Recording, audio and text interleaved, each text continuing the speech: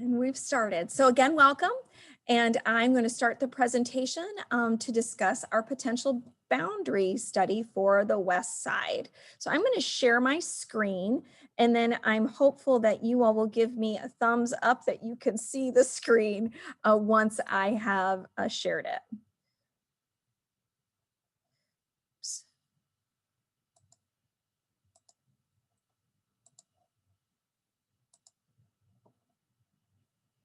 So if you wouldn't mind telling me if you can see that, that would be great. I'm seeing a thumbs up. Fantastic. So thanks again and welcome to our discussion. Quick agenda here. We're going to discuss tonight some of the guiding principles and the processes we've used to land on some options we're going to present tonight. We have 3 options that we're presenting, and please know that these are the same options we've been presenting over the past couple weeks to all of our community sessions. We are finding that the input along the way might influence the decisions that we're making, and it may not be these exact options that we're presenting tonight, but perhaps some nuances to those options as we're gathering community feedback. The boundary options are going to include the current 5 elementaries of Coolidge, Truman, Jackson, Hoover, and Van Buren. As we have some potential enrollment growth that's happening at Hoover and Van Buren, and they're also being considered into the conversation. But primarily it's the trilogy of schools of the current Coolidge, Truman, and Jackson sites. And of course, lastly, our major objective is to really get feedback and input from all of you on adjustments that might need to be made with the recommendations that we're presenting tonight. So just a quick overview on 2 major ideas. One is the facility master plan that was launched by the district a couple of years ago, and now we're implementing that facility master plan. And secondly is an overview of our current boundaries and what those look like for our 5 elementary schools.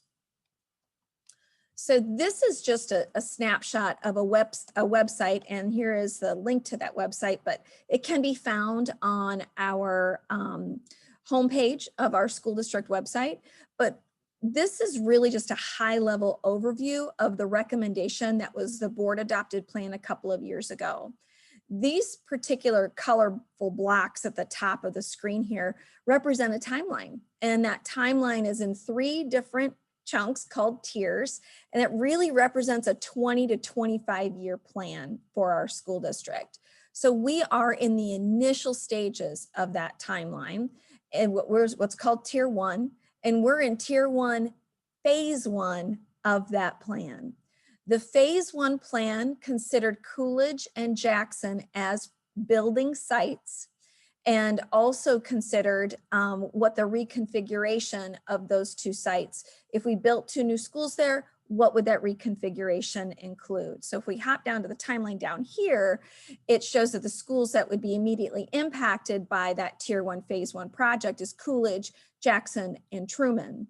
As data has come in over the past 2 years, we also realized that the other 2 schools that butt up to these boundaries are Hoover and Van Buren also needed to be part of this conversation as they've had an increase in enrollment at those 2 schools, and they really have no more room for students. And so that's part of our conversation right now with this boundary study or enrollment study. If you see that this little dotted line on tier 1, phase 1 of the plan, that is indicating a pause on the plan. And so when we're through this phase 1, we don't really know for sure what the next destination will be. It was initially thought perhaps an East Side school, Arthur specifically, but given our current circumstances of enrollment, the impact of actually the derecho, and then also where we're seeing growth and maybe where we're seeing decline in the condition of our buildings, which the derecho gave us another perspective there, we will need to take a pause and we'll need to see what the next step will be. That actual dotted line, even though our building projects aren't done here at the Coolidge site and the Jackson site, we will start that pause on the plan process this spring to consider what are the next steps on this facility master plan. So just want to give you a high level view of this plan and where we are within the consideration of that plan. Secondly, And I keep saying, please excuse my scribbles. That is Noreen's scribble on this map. This is a picture of our current boundaries. It's a laminated map and just kind of shows you where we started the conversation. Is we took a look at what our enrollments are of our current boundaries. If you start to the north here on this map, this reddish orange area, that's Jackson boundary. And so at the beginning of this school year, there was 346 students enrolled at Jackson.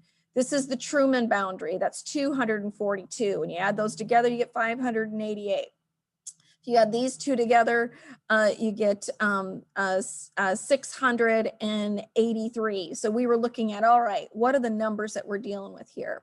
Pink here is Truman, blue is Coolidge, the gold color is Van Buren, and this gray color right here, that's Hoover. And so we just started looking at the boundaries. What were the total head counts? What's the enrollment that we're looking at? And that was the first high level view. What we found is that we really needed to dig in deeper and look at what we're calling micro maps. And so this is Truman's whole territory, but what is this part of Truman? Who are the kids there? How many students? What about this neighborhood of Truman? How many students are there?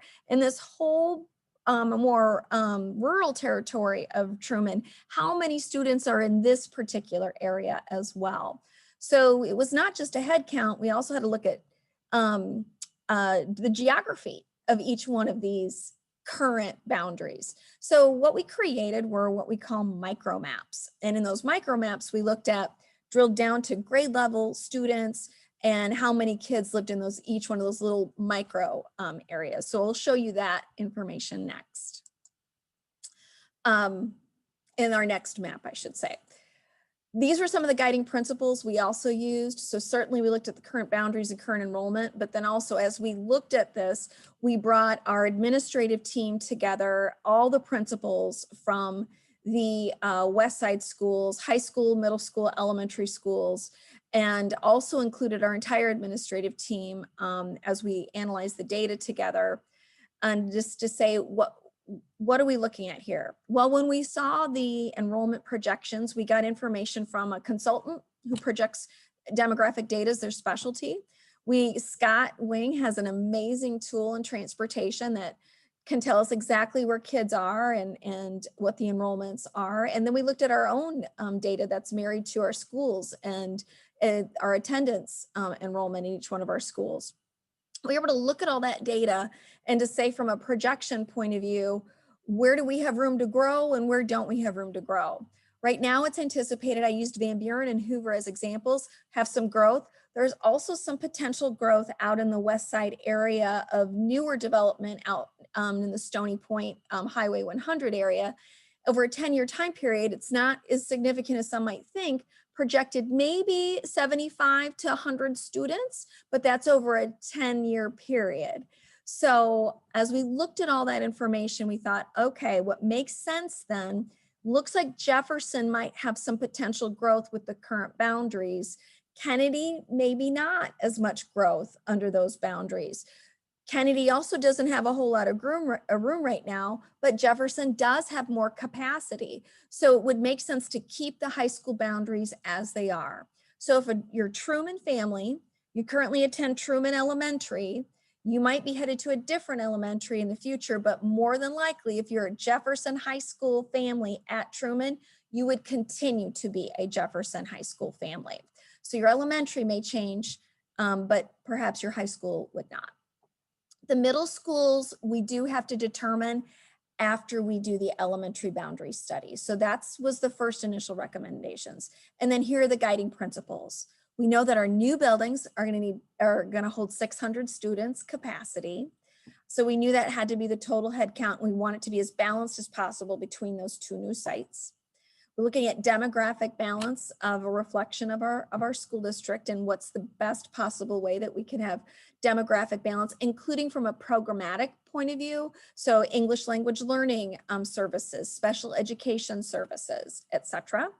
And then finally, this is just the nuts and bolts of traffic patterns and walking paths and how do we make sure that kids will be able to safely get to school, and then what makes sense in regards to boundaries for specific streets and neighborhoods. So this was the input process. Again, we started with some administrators with the input. We've had individual discussions with the 5 elementary principals who know their families best and know the dynamics and know, I guess you could say, their neighborhoods. We also met and gathered data from all of the 5 elementary building staff members in specific conversations with them. And then we've narrowed some options based on all that input and data.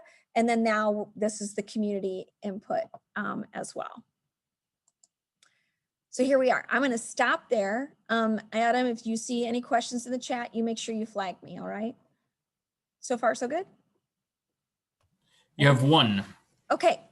Any idea how many students or what percentage are currently walking to school? We have, so we know how many are riding the bus. And then from I guess you could say from their plan at their individual schools, we know how many perhaps get picked up for daycare, how many are their families or their parents drop them off. And we have an estimation of how many are walkers, but those plans change on any given day. So we do have an idea, but the better data we have are the kids who ride the bus. So our principals do know that data, but we also know that each one of the families have backup plans. Kids don't always walk. So we know who are the walkers right now based on each one of the schools' data. And it's different for each one of those 3 elementaries. Great question. Oop, all right. I got someone else who's coming in the room. All right, here we go. So this is a look at the micro maps. So same school boundaries. Jackson's up here. Truman's the pink. You can see where Taft is located. This is not Taft's boundary, it's the elementary boundaries, but you can see where Taft Middle School is located. But the pink here is Truman, blue is Coolidge, the yellow goldish color is Van Buren, and the gray is Hoover. So what we did is we looked at micro maps and what do each one of these neighborhoods look like? How many students are there? From a geography point of view, what makes sense? So here's an example of something that we talked about specifically with Truman. This is E Avenue here, and this is F Avenue. And when we looked at this particular part of Truman, we thought, you know, probably what makes sense here, the north part of E Avenue, just from a geography point of view, if these families were headed towards the future Jackson site.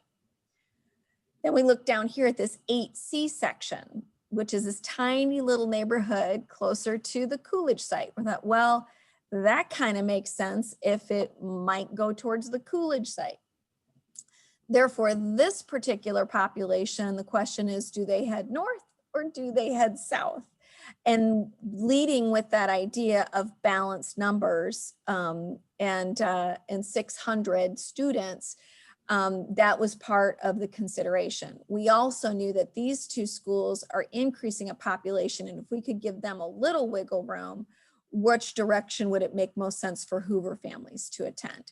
So we then looked at all these sections, who lives there, how many kids, what are the grade levels, and what might make the most sense. So we analyzed that data down to the individual child. So here's just an example. This little section right here, 8C, just to give you an example of what that data could look like. In that little 8C section, this is what the data is. We currently have 11 students who live in that little neighborhood, and 4 of them currently attend Coolidge. 1 of them currently attends Jackson, and 6 of them currently attend Truman. If you look at the current 5th grader and 4th grader in this particular scenario, they wouldn't actually be impacted by this boundary study because they would be headed to middle school by the time the fall of 22 unrolls. So really what we're looking at is the other populations and what might be, how might those particular families be impacted. So that's just one example of how we looked at those micro maps. Which leads us then to what guided our ultimate decisions and recommendations. So we have three options, and then when we get to the second option, based on some feedback, I want to be transparent about what some discussion has been specifically for some Truman families and what they've presented some questions. And then also when we get to the third option, some feedback we've heard from Van Buren families as well. So option one takes a look at the current state. This is the current state of head count, total head count of each one of our schools. And what we did is we just thought, okay, let's take a look at total population and what the future could look like to the two new sites. So option one, if you look at the orange lining here, all of that orange lining, which means the entire Truman current boundary, would head north to the Jackson site. If that happened, then Jackson's population would be at 533 students. There's this blue outline, which is a pretty dense multi-family housing apartments in the Hoover neighborhood that will continue to look like, from what we understand with developers, continue to have some growth. And then also this particular neighborhood, which is part of the Van Buren population, that would give a proximity for Coolidge, some potential for Van Buren to have a little wiggle room as well. So if we added those two populations, Coolidge would go from a 450 head count to 476 head count. Here's the outlier. Currently at Truman, out of 260 students, 124 of them are permitted kids. That means they do not live in the Truman zone. These particular students, we need to work individually with their families to determine their destination. And they've chosen a permit option, and we want to make sure that we work individually with those families of whether they head back to their resident school address, or perhaps they would be interested in one of the two new schools. We wouldn't be able to guarantee that destination, but those two new schools would certainly be an option for those families. And Mr. Christensen oversees that permitting process at the elementary level. We haven't determined that process yet, but it would certainly look similar to the current process we already have for permitting. And we absolutely would work with those individual families. These 124 students are not included in these total numbers yet. So know that that's going to influence both the current or the future Coolidge site and the Jackson site. So I'll stop there. Adam, do you see any other questions in the chat? Or I would open, if you want to open your mic and ask a question, we would invite that as well.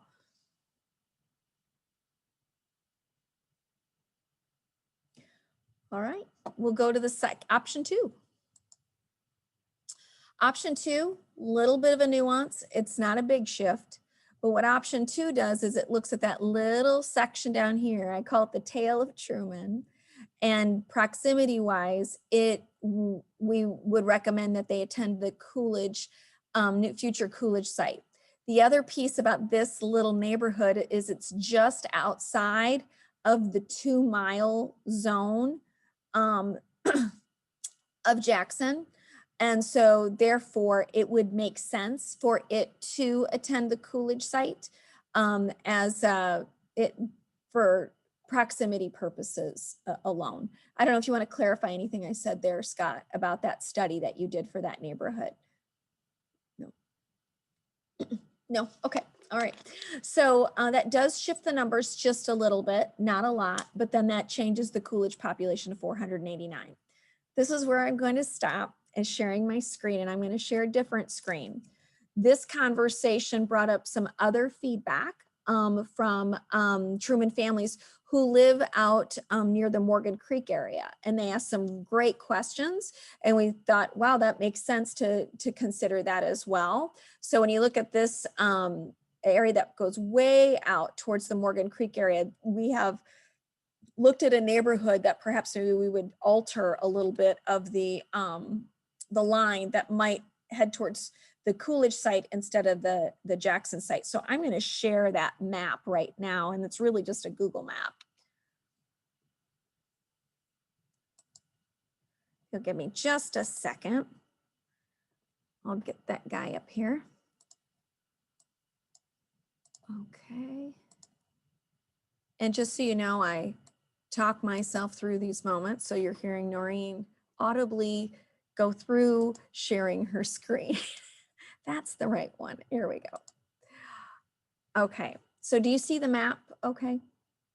Yep, okay, all right. So this is the Morgan Creek area, and Worcester Road here to the north side. And then if you come all the way down here, there's this Bluestone area down here. Some families who live in this area as well as out here asked a really good question, especially this particular neighborhood that could be in potential walking distance to Coolidge. And would we consider a boundary line that would be E Avenue, then go north on Stony Point, and then over on Worcester Road all the way out to Highway 100?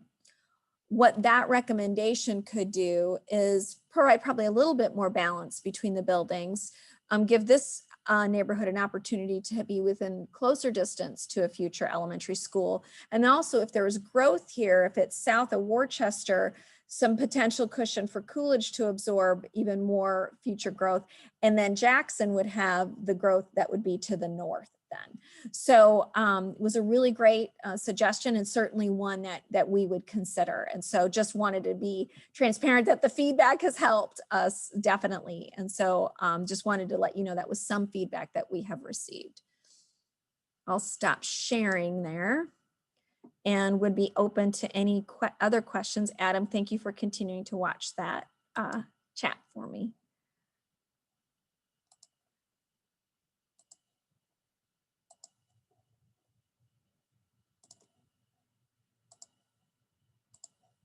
Okay, so then that lands us on the third option.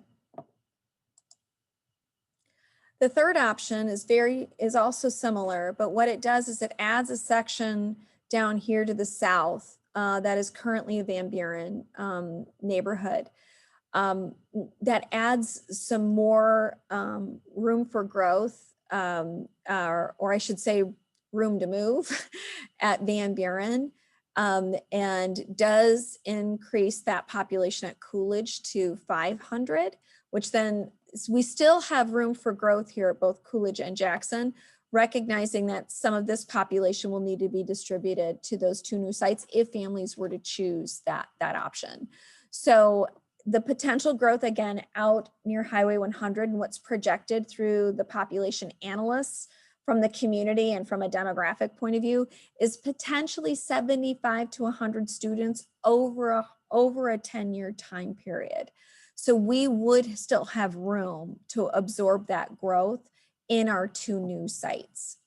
If that were to change and some development would happen, we also have property that we own out in Morgan Creek area that's district owned. We rent that property to a farmer. That might have to be a consideration in the future if there would be huge development out there. But that would mean that we would have to have, like a potential 600 kid growth for us to really consider that kind of option. So just being transparent that all these kinds of things have come up in the surface of our conversations. So the feedback we've gotten from the Van Buren families is that they would prefer that we not consider this deep cut into the south and keep it as tight as we can for now. And then down the road, if they're experiencing more growth, that we revisit it. But just that's been some of the input and feedback that we've gotten so far. So I'm going to stop there and I'm going to stop sharing my screen in just a moment.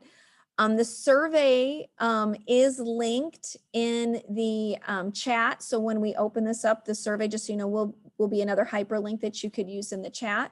But also if you prefer to use your QR code on your phone, now would be the time that you could scan that if you prefer to use that instead. So I'll give it just another minute here and we'll definitely open up for questions and feedback at this point in time, and then I'll stop sharing my screen in just another second or two. So Adam, if you see anything in the chat, would welcome the conversation now.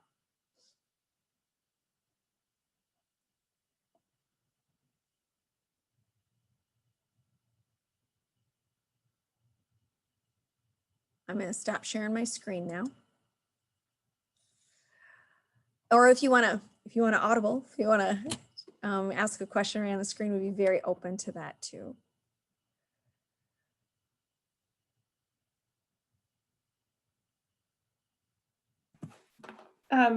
If I could ask, what's going to be the process for the final boundary decisions, and when kind of will those be made? I mean, you talked about some different contingencies, so what's So kind of soon. the timeline there? Yeah, it's soon. So we want to bring it to the March board meeting. And so this is the input process. We're at the tail end of it. And so we've also put out via our e-newsletter a recording and other, so that folks couldn't attend a session, that they could have a voice and input sessions. Did a couple parent meetings at our elementary schools as well. And certainly have our principals have been great champions to answer questions as well. So what we'll do is we're looking at the survey feedback. We're coming back and revisiting. We just got a new enrollment study back. Things did not significantly change in regards to projections. Definitely some of our enrollment has changed because of the derecho, but doesn't necessarily, I'll just say this, the trajectory is still the same in some of our neighborhoods. It's just percentage wise, it's gone down a little bit. So some of our families who were in the Westdale area and their apartments were significantly impacted. What our data tells us is that we've been able to find that, I'll just use Hoover as an example, they're continuing to attend Hoover, they just don't live in the Hoover boundary anymore. But the Hoover is so important to them that they're finding, and then they intend to move back to that area when there's a new development for them. So that's been really important information for us to gather so that we can anticipate that growth. So I would say that this is the process. So once we have the final input, then what we would do is the leadership team is going to make a final recommendation based on all that data and the input, and then we will present it to the board. And then if the board gives us the go ahead, then we will be working directly with families on processes, communications, timelines. So it would be the March, I'll tell you the date, I think it's March 8th. And the nice, I'll say it's not nice, it's been hard not to have live board meetings, but we find that the digital access now to the board meetings, more people are attending. So hopefully that would be helpful. It is, it's Monday, March 8th.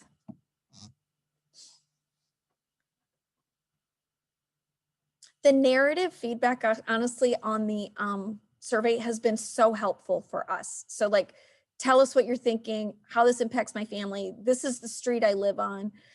Scott has had a lot of transportation questions, especially from Truman families. So those are the types of questions we want to be able to answer, especially through a question and answer opportunity. Thanks, Teresa. Great to see you tonight, by the way. Yeah. Good to see you again too, Mr. Busing. Well, we greatly appreciate your time. We know that that's the most precious thing to all of you right now, but also want you to know, I've said this time and time again, I feel the emotion with this big time. It is our families and it's our children and it's their future. There is amazing things that are happening with these two new constructions that are built for learning in a 21st century environment. It is incredible for our kids. However, it does come with emotion because it's going to be new and different and not the same. But it is pretty amazing. And just one more note, as we get into that next pause on the plan in the next phase, I think our secondary school structures are going to be a deeper part of our conversation as well about what's next for some of those situations too. So it's iterative. We're a dynamic system. So, well, thank you for attending. And the recording will go out and we do want your input. So please, if you have opportunity, provide that. Some folks are just emailing me directly and we're taking all that information together. So we'll do our best to make the best decision possible to serve everybody. So thanks for coming tonight, and we sure do appreciate it. Have a good night.